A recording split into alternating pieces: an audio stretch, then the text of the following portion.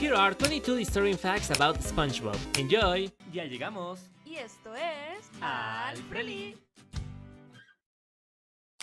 Setting aside how this is a cartoon for children full of imagination. Have you ever stopped to think how weird SpongeBob's premise actually is? We have creatures who, in real life, only float around under the sea without thinking much, doing human things like eating hamburgers or driving. I know, you'll say, Ellie is just a cartoon. Calm down, son. It's just a drawing, not the real thing. But what if there's an explanation for all this? Bikini Bottom is based on the Bikini Atoll, a place at the Pacific Ocean where the American government tested nuclear weapons after World War II. SpongeBob's voice actor, Tom Kenny, confirmed the connection between Bikini Atoll and Bikini Bottom, but he denied that radiation had anything to do with the talking animals. But come on, it can't just be a coincidence, right? Possible mutations are not the only hidden secrets from Bikini Bottom, as we see other worrisome happenings in other episodes. For example, the vile and senseless discrimination among species. That's right. SpongeBob's fantastical world isn't safe from racism, and similarly to stories like Zootopia, it has laws that promote the segregation of marine creatures based on their species. We see this specifically in the episode Sharks vs. Pots, where a man bans all sharks from his club because some of them made a mess. The episode Squidward doesn't help either. There, we see a reclusive octopi community who don't let any other species in for any reason or circumstance. Setting that aside, some marine citizens have also shown strange and peculiar behaviors, especially when it comes to their appearance. You see, in some episodes, we see fishes taking up some sort of suit or skin over their own skin, only to reveal something different hidden on the inside. Like in the episode Chocolate with Nuts, where a man uses a disguise to make him look like his bones were fractured. However, the weirdest example comes from I Had an Accident, where we see a gorilla disguised as Patrick at the end of the episode. In the show, this is just a fun joke, but the fact that Bikini Bottom citizens find this completely normal is very strange. Why would the fish need to hide their appearances with costumes? That just doesn't make any sense if you think about it. Wait, what's that on your head? What do you mean? Oh no, wait! Leaving marine society behind, we see a more defiantly big amount of species who are dead or who die right there on the screen, most of the time caused by one of our protagonists. Let's begin with Squidward in Clarinet Land. Here, Squidward requests a locker from Mr. Krabs so he can store his clarinet. That's all fine, except when they open the locker, they find some abandoned bones. And Mr. Krabs wonders if that was some guy called Corporal Sterling. That's right, my dear Frellies. Our dear Mr. Krabs locked someone inside a locker just for fun and he ended up dead and forgotten. And this is supposed to be a show for kids? But don't worry, because the show has plenty more examples we can talk about. And the next one is related to SpongeBob, but in a more indirect way. In the episode Bubble Buddy, Bob feels sad and alone and he wants to go out and play with somebody. But all of his friends are busy, so he makes his own imaginary friend, Bubble Buddy, and they have a bubbly fun time. However, not everything is sunshine and rainbows, as one of their activities was to bury a man right next to the lake only to abandon him, and we see his ghost shortly after. I mean, I'm not sure how he drowned if he's supposed to be a fish, but details. So this means our protagonist is indirectly responsible for his death. But not only that, in the end we find out Bubble Buddy is actually conscious, so he stood right there doing nothing watching a man die. SpongeBob isn't just a killer. He's also killed. In the episode Welcome to the Chum Bucket, Plankton has the brilliant plan of taking over SpongeBob's body and stealing his wisdom. No, we meant the Krabby Patty formula. Either way, in order to accomplish this, he performs surgery on him, taking his brain away and putting it inside a robot, which technically means SpongeBob was dead for a few moments, or at least his body was. Obviously that was just a secondary effect of the plan, but what if it was part of it?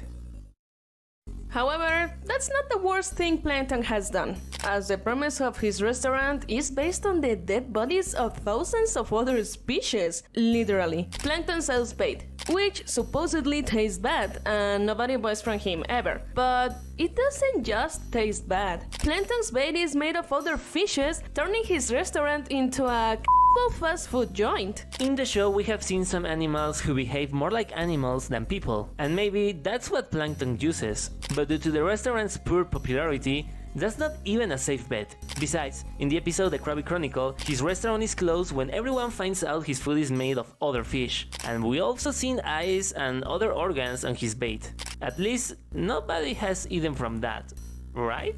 Oh, SpongeBob, that's low, eating your marine comrades. And it gets worse. What?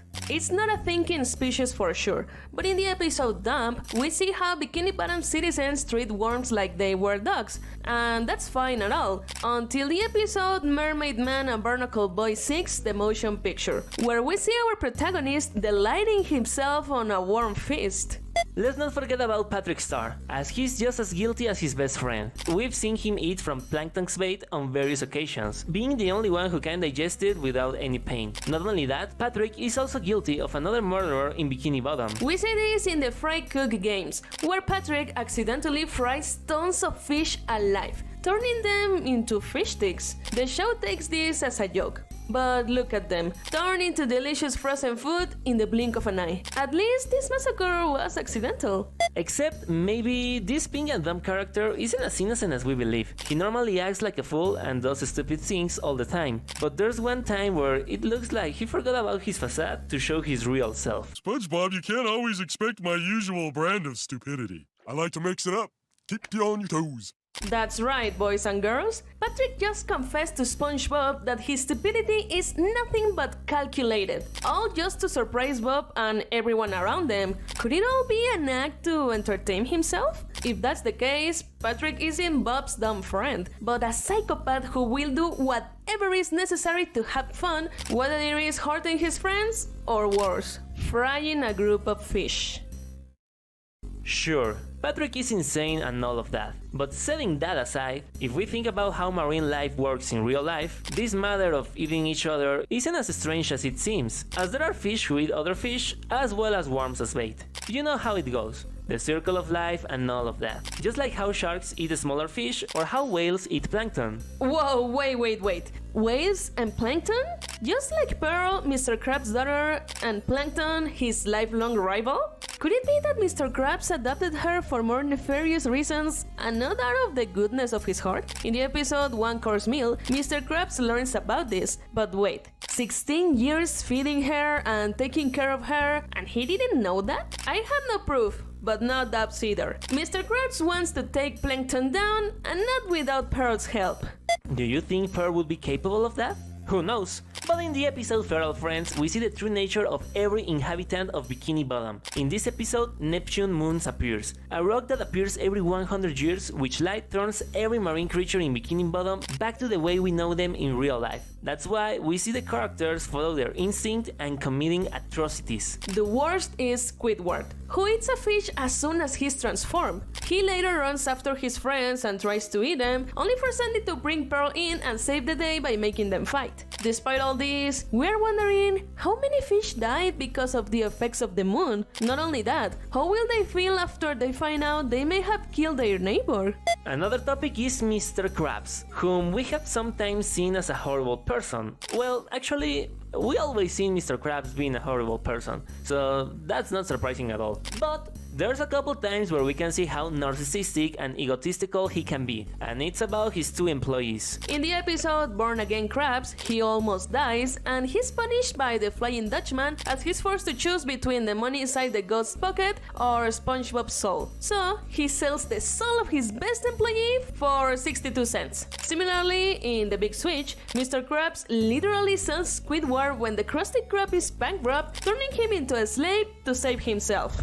Despite it all, Mr. Krabs' bad behavior may not be caused by malice, but instead a result of the horrible life he has. Are you not convinced? Maybe we always see Mr. Krabs is calm and without worries, but in the episode The Algae is Always Greener, we see how hard his life actually is. We see this through the eyes of Plankton, who switches bodies with Mr. Krabs for a day. There, the villain goes crazy between taking care of the restaurant, tolerates SpongeBob, dealing with Squidward's bad attitude, dealing with customers, and after all that, endure Pearl's temper tantrums. Sure, Plankton and Mr. Krabs are different people, but who says the crab isn't always having a bad day?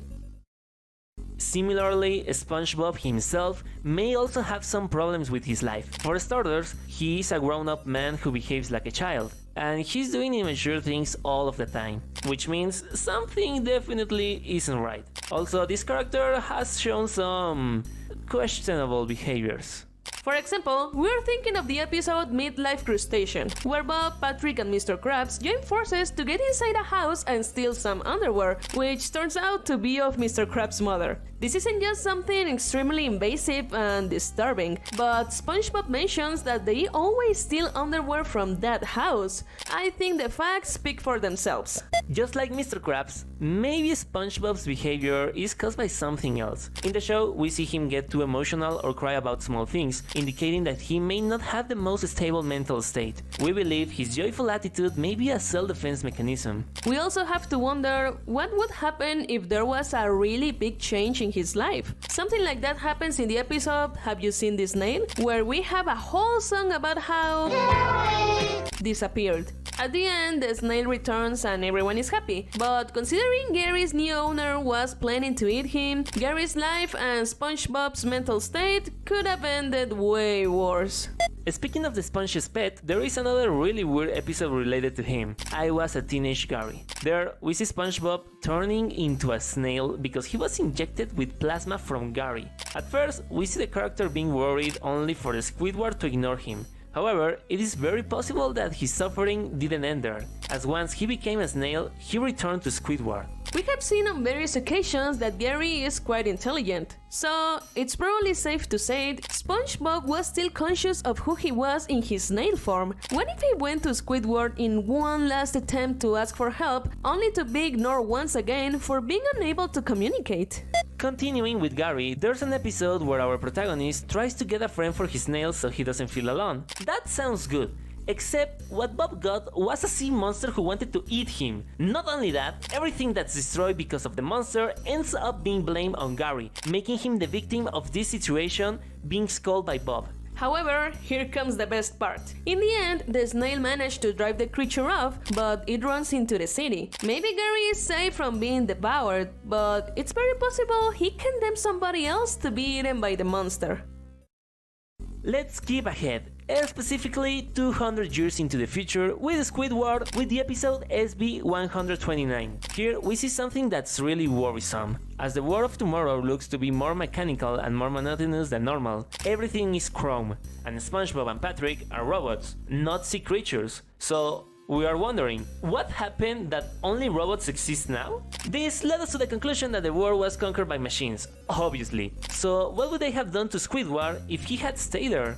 Besides that, we also see Squidward travel through other times in the same episode, only to end up in a completely empty place where many voices remind the Squid of how alone he is. This is one of the most abstract moments in SpongeBob Squarepants, but we can't avoid being uncomfortable with this scene. Who are these voices? We think they may be other time travelers who became trapped there as well, becoming part of that place, or maybe they are Squidward's internal thoughts manifesting, or maybe he finally went mad. Whatever it is, we don't want to think too much about it. Finally, let's continue talking about our favorite cephalopod friend, Squidward. It's no secret that he's sour and he's always having a bad time, but have you stopped to think about it? The poor octopus lives a miserable life, working on a job he doesn't like, with a boss who doesn't pay him enough and who can sell him as a slave. He plays the clarinet as a hobby, but he isn't even that good at it, and he has failed to get recognition. And to make matters worse,